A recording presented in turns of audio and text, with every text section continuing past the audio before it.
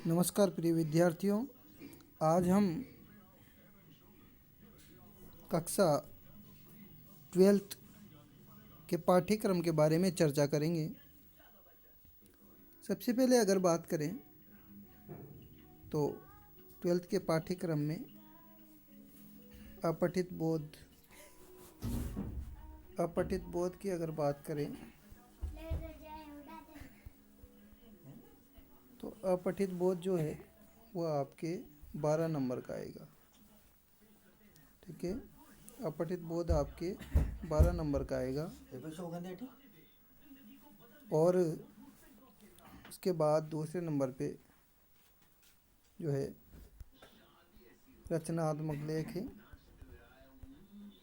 रचनात्मक में रचना लेखन आएगा, जिसमें आपको जो है निविदा, विज्ञापन, इस प्रकार की चीज़ें लिखनी होती है। और अपठित में आपको जो है किसी भी पुस्तक से जो आपने नहीं पढ़ी उसी से किसी प्रकार के जो है क्वेश्चन पूछे जा सकते हैं। विस्तार से चर्चा करेंगे अभी। उसके बाद बात करें आरोह की। आरोह भाग 2 जो आपकी पुस्तक है वो जो है आपके आरोह भाग 2 जो पुस्तक है वो 32 नंबर की है। आरोह भाग 2 जो पुस्तक है वो 32 नंबर की है। और अगर अपन बात करें व्याकरण की, व्याकरण की अगर अपन बात करें तो व्याकरण आपके 8 नंबर की है। तो विस्तृत चर्चा करते हैं शुरू से, तो ध्यान दें।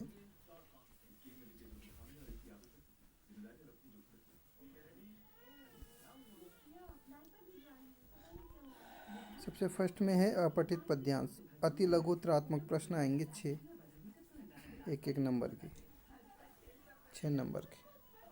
उसके बाद अपठित पद्यांश। पद्यांश का मतलब होता है कविता वाला जो पोर्शन होता है, उससे भी एक नंबर के छोटे वाले क्वेश्चन आएंगे 6 नंबर के। ठीक है। उसके बाद रचनात्मक कार्य में आपके निबंध की बात करें तो निबंध में आपके जो है 300 शब्दों में निबंध को कंप्लीट करना है।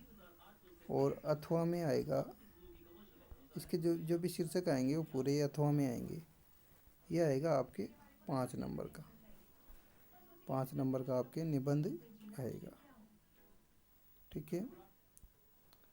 उसके बाद अगर बात करें प्रारूप लेखन, तो प्रारूप लेखन में आपके प्रारूप लेखन की अगर बात करें तो प्रारूप लेखन में आपके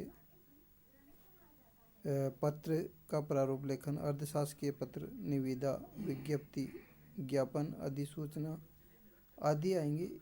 ये वाला जो पोर्शन है ये भी आपके अथवा में आएगा और ये 4 नंबर का आएगा।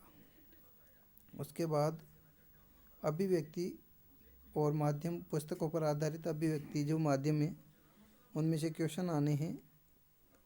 और लेखन पर आधारित आएंगी 2 लघु उत्तरात्मक प्रश्न आएंगे, छोटे वाले क्वेश्चन आएंगे, अति लघु उत्तरात्मक से बड़े वाले, जो जिनका उत्तर आपको 30 से 40 शब्दों में देना होगा। 30 से 40 शब्दों में उनका उत्तर देना होगा। और वो आएंगे आपके 2 क्वेश्चन आएंगे जो 2 × 2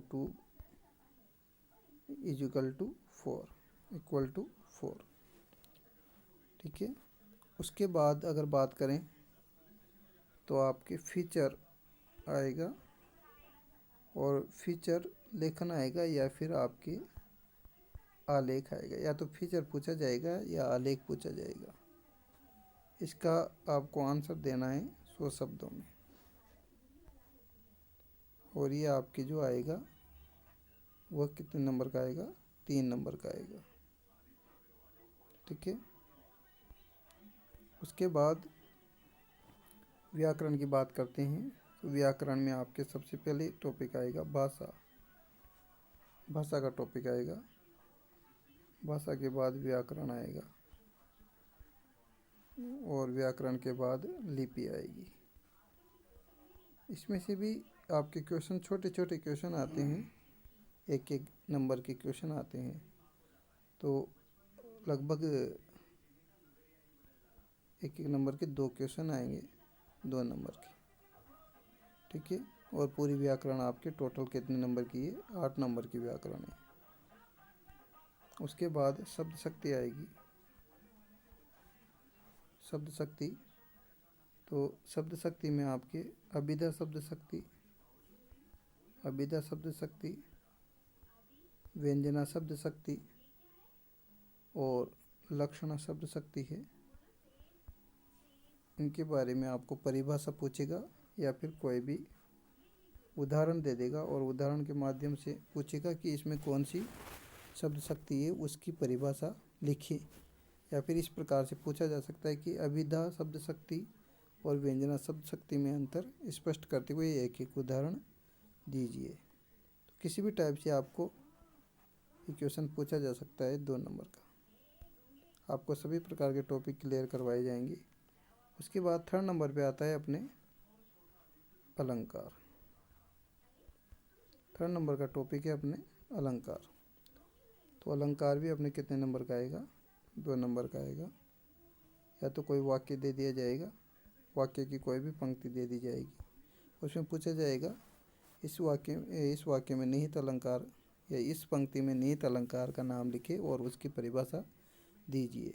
या फिर कोई भी अलंकार दे दिया जाएगा, जैसे कि अनुप्रास, जैसे कि दे दिया उसने, अनुप्रास अलंकार की परिभाषा लिखो और एक उदाहरण भी लिखो। तो क्वेश्चन किसी भी प्रकार से पूछा जा सकता है। तो ये भी आपके 2 नंबर का आएगा, ठीक है। आगे चलते हैं।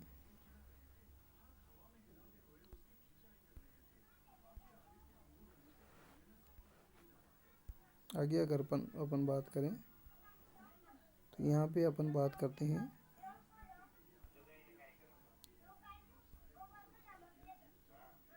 यहाँ पे ध्यान दिया आप। 4th नंबर पे आएगा अपने 4th नंबर पे पारिभाषिक शब्दावली। पारिभाषिक शब्दावली,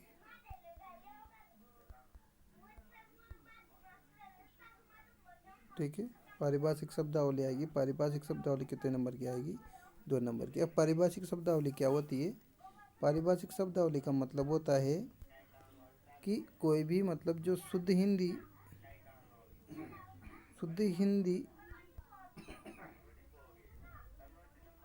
के वर्ड यूज किए जाते हैं इसमें, जैसे कि ऑथोरिटी। तो ऑथोरिटी को शुद्ध हिंदी में क्या कहते हैं? आधिकारिक। हाँ, तो इस प्रकार के जो है इंग्लिश शब्द पूछे जाएंगे 2। तो इंग्लिश शब्द पूछे जाएंगे, उनका आपको शुद्ध हिंदी में उत्तर देना है, ठीक है। तो इस प्रकार के पूछे जाएंगे 2 नंबर के। उसके बाद बात करते हैं अपन आरोह भाग 2 की। आरोह भाग 2 जो आपकी पुस्तक है उसमें आपके गद्य भाग से एक तो व्याख्या पूछी जाएगी, जो भी किस में आएगी, अथवा में आएगी आपकी व्याख्या।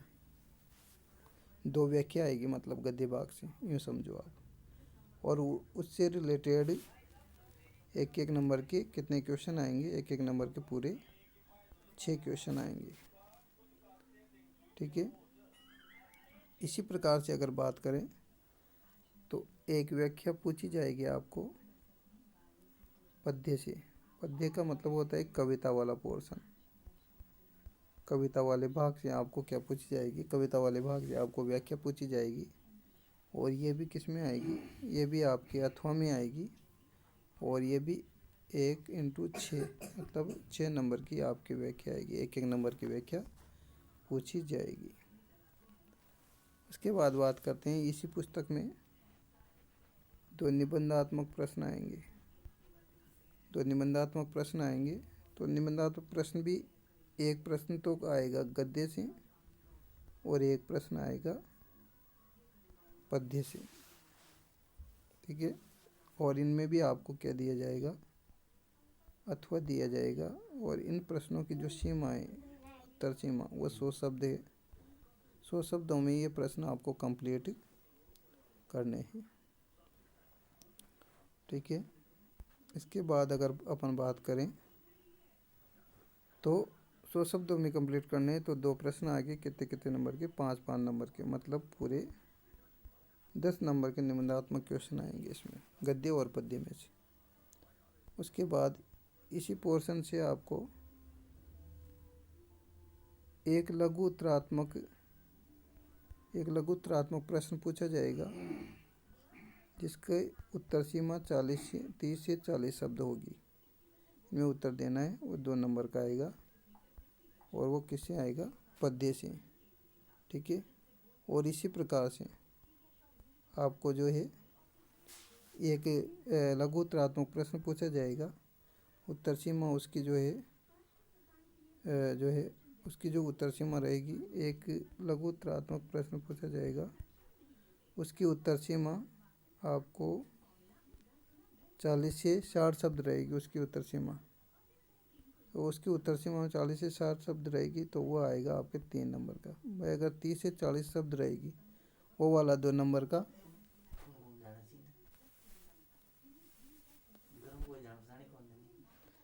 वो वाला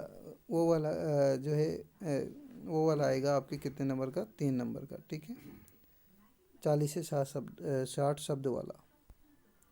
इसके बाद अगर अपन बात करें तो एक तो आएगा आपके कवि या फिर आपके आएगा लेखक। कवि या लेखक, इन दोनों में से एक का आपको क्या देना है, परिचय देना है। परिचय आएगा और उस परिचय को आपको 80 से 100 शब्दों में उसका उत्तर देना होगा।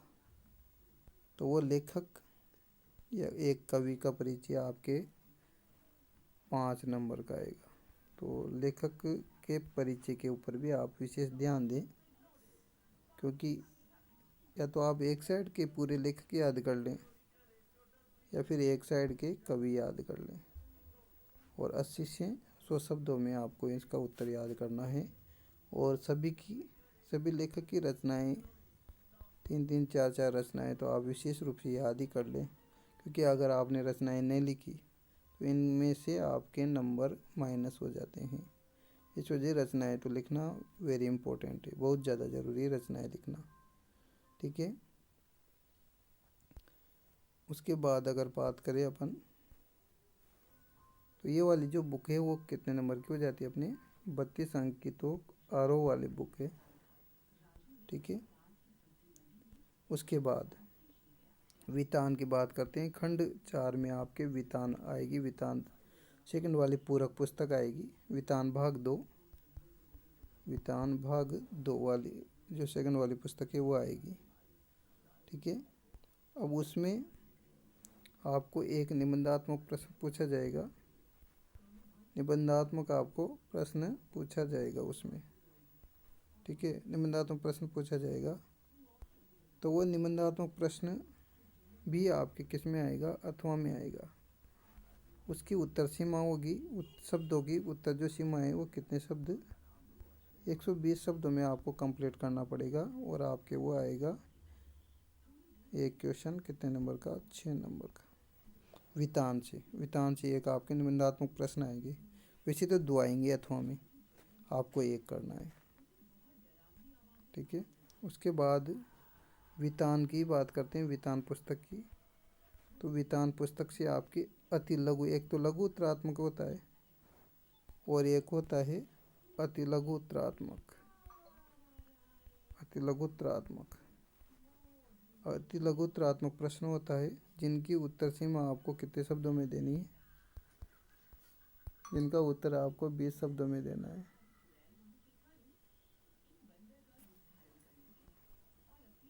अति लघु उत्तरात्मक जो प्रश्न है उसकी उत्तर सीमा कितने शब्दों में, 20 शब्दों में उसका उत्तर देना होता है।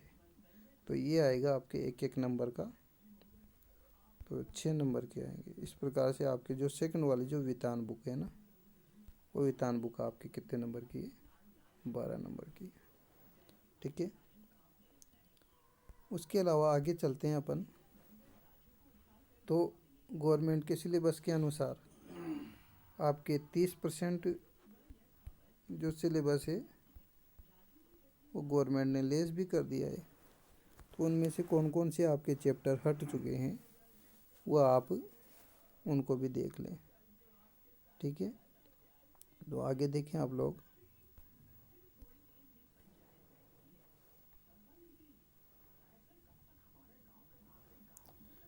सबसे पहले अगर बात करें तो अपठित बोध वह का वही रहेगा, रचनात्मक लेखन वह का वही रहेगा, अभिव्यक्ति और माध्यम पाठ्यपुस्तक पर आधारित वह का वही रहेगा, और व्याकरण वह का वही रहेगा। इनमें किसी प्रकार का कोई कटौती नहीं की गई है। बात करें कटौती की तो पद्य भाग में जो कविता वाला आपके पोर्शन है, कविता वाला जो पोर्शन है आपके, तो उस कविता वाले पोर्शन में आपको जो भी दे रखा है, एक तो आपके पाठ्यक्रम में हरिवंश राय बच्चन है, आलोक धन सेकंड पार्ट वह है, थर्ड पार्ट कुंवर नारायण है, फोर्थ पार्ट जो है रघुवीर सहाय है, पांचवा पार्ट गजानंद माधव मुक्तिबोध, छठा पार्ट शमशेर सिंह बहादुर, और नवा फिराक गोरखपुरी।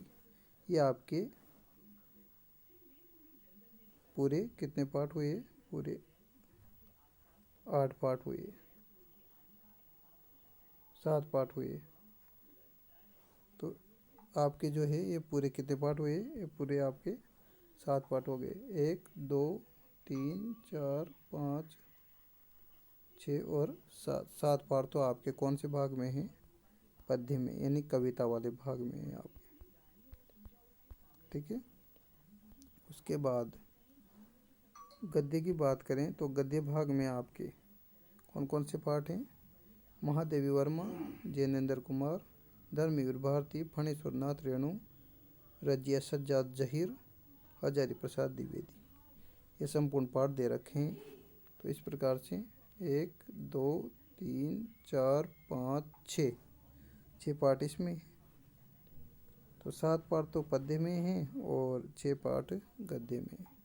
ठीक है, इसी प्रकार से बात करें आपके वितान भाग 2 जो पुस्तक है, उसमें शायद 5 पार्ट थे, जिनमें से आपके कोर्स में सिर्फ और सिर्फ 2 ही पार्ट रह चुके हैं, जिनमें पहला वाला पार्ट है सिल्वर वेल्डिंग, सिल्वर वेल्डिंग पहला वाला पार्ट है, और उसके अलावा जूझ, जूस नहीं है, जूझ, जूझ नामक पाठ है आपके। ठीक है, तो ये कंप्लीट आपके ये वाले चैप्टर हैं। तो ये वितान भाग 12 नंबर की है सही। 2 ही तो पाठ बचे, तो दोनों पाठों में से तो अथवा में आएंगे भाई। निबंधात्मक प्रश्न आने हैं तो अथवा में आएगा निबंधात्मक प्रश्न 6 नंबर का, तो कॉमन है, एक पार्ट भी अच्छे से पढ़ लेते हैं अपन तो 6 नंबर कंप्लीट हो जाते हैं इसके, और आपको इन सभी का अध्ययन करवाया जाएगा, निश्चिंत रहे आप। ठीक है, तो ये अपना कंप्लीट सिलेबस था। तो सिलेबस का आपको पता होना चाहिए कि अपने चैप्टर में कौन कौन से, अपने जो कोर्स है, अपने कोर्स में कौन कौन से चैप्टर हैं, कौन कौन से चैप्टर नहीं है। तो इन सब चीज़ों का अपन को पता होना चाहिए, और उसके बाद ही अपन को आगे बढ़ना चाहिए। कोई भी चीज़ हो तो उसका सिलेबस तो अपनी आंखों के सामने रहना चाहिए, कौन सा चैप्टर आ रहा है, कौन सा चैप्टर नहीं आ रहा। ठीक है, अगर आपने अभी तक हमारे चैनल को लाइक और सब्सक्राइब नहीं किया है तो लाइक और सब्सक्राइब करें, और अधिक से अधिक वीडियो को शेयर करें। Thank you.